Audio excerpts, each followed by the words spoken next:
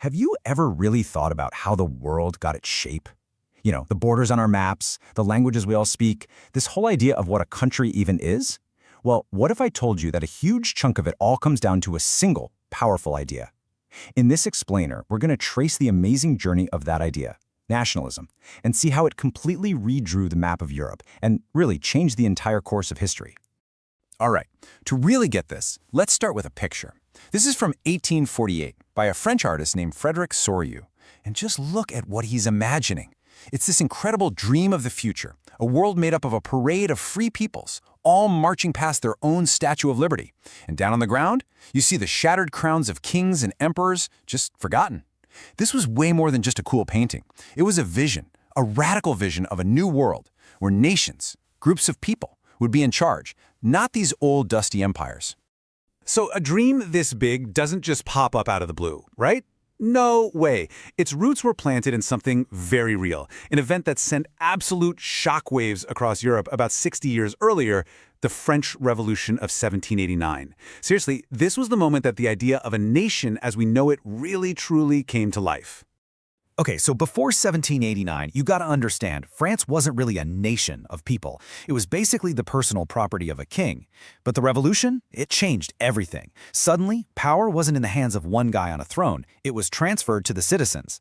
A whole new flag, the tricolor, replaced the old royal one. French was pushed as the national language to bring everyone together. They even got a new national anthem. The whole idea was to create a sense of shared identity. For the first time, this idea that a nation is made up of its people and what they want, that idea really started to take hold. But okay, that's France. How did these crazy new ideas actually spread to the rest of Europe? Well, here's where the story gets really interesting and kind of ironic.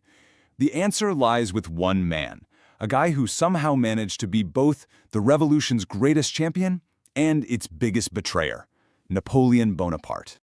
You see, as Napoleon's armies marched all across Europe, they didn't just bring guns. They brought his new set of laws, the Napoleonic Code. And this thing was revolutionary. It just swept away centuries of old-school aristocratic privilege, it got rid of the whole feudal system, made everyone equal before the law, and modernized everything from roads to currency. And at first, people loved it. They saw him as a liberator, this guy bringing progress. Yeah, that honeymoon did not last long. People pretty quickly figured out that all this so-called liberation came with a very steep price tag.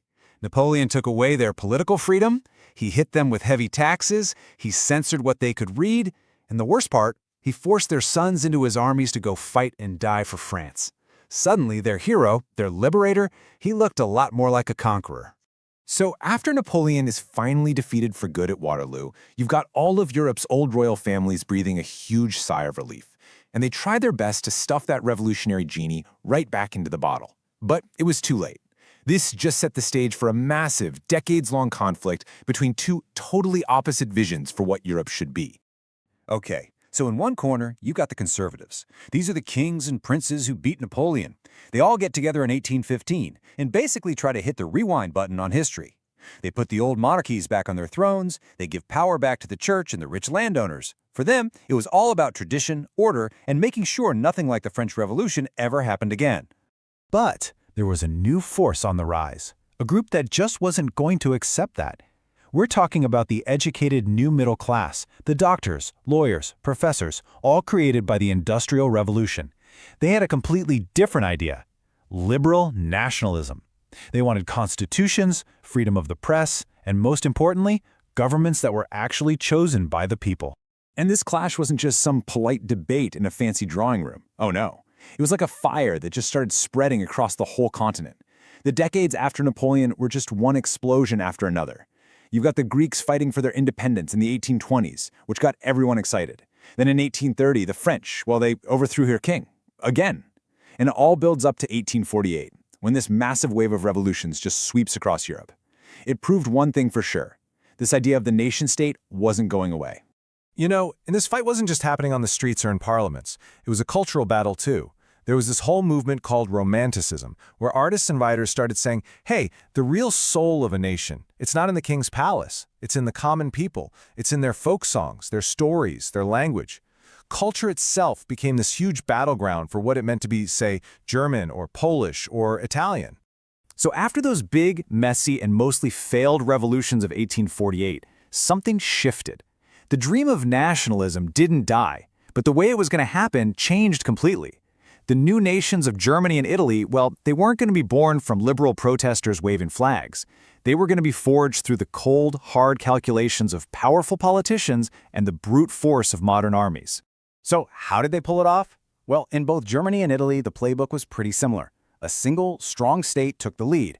That was the super-militaristic Prussia for Germany and the Kingdom of Sardinia-Piedmont for Italy. And each one had a brilliant and, let's be honest, ruthless political mastermind running the show. Otto von Bismarck in Prussia and Count Cavour in Italy. These guys were absolute masters of mixing clever politics with straight-up warfare. And nobody showed this new reality better than Bismarck in Prussia. I mean, the man started 3 separate wars in just 7 years, all to stitch Germany together. He famously said that the great questions of the day wouldn't be decided by speeches and votes. He saw that as the big mistake of 1848. Nope, they'd be decided by blood and iron. The message was clear. The age of romantic dreamers was over. The age of military power had arrived. And there you have it, the creation of powerful, unified nations like Germany and Italy. It kind of felt like the ultimate triumph of that nationalist dream, right? But as the 19th century started winding down, that exact same idea, the one that had inspired so much hope, began to twist into something a lot darker and a lot more dangerous. So, nationalism, this idea of loving your own country and your own people, it started to morph into imperialism. The thinking changed. It became, to be a truly great nation, we have to have an empire. Suddenly, just being independent wasn't enough. The new goal was to dominate other people, and this kicked off that frantic, ugly scramble for colonies all over Africa and Asia. And if you're looking for the place where this new, aggressive, competitive nationalism was most explosive, look no further than Southeastern Europe. There was this one region known as the Balkans that was basically a giant tinderbox, just waiting for a match. It would become the flashpoint for the entire continent. Okay, so here's what was happening. The old Ottoman Empire, which had controlled the area for centuries, was getting weaker and weaker. As it crumbled, all these different groups in the Balkans, Serbs, Greeks, Bulgarians, they broke free and formed their own nations. The problem was, these new countries were super nationalistic and really jealous and suspicious of each other. Every single one of them wanted more land, and they were willing to fight their neighbors for it. And then, to top it all off, you had the big European powers, Russia, Germany, Austria-Hungary, all meddling, backing different sides to get more influence. It turned the whole region into an absolute powder keg. And that powder keg, it finally exploded in 1914. And the explosion was the First World War, a conflict that would kill millions of people and completely reshape the globe. That beautiful dream from 1848 of free nations living together in harmony, it had curdled into a nightmare of jealousy and competition. And it leaves us with a really tough question, one that's just as important today as it was over 100 years ago.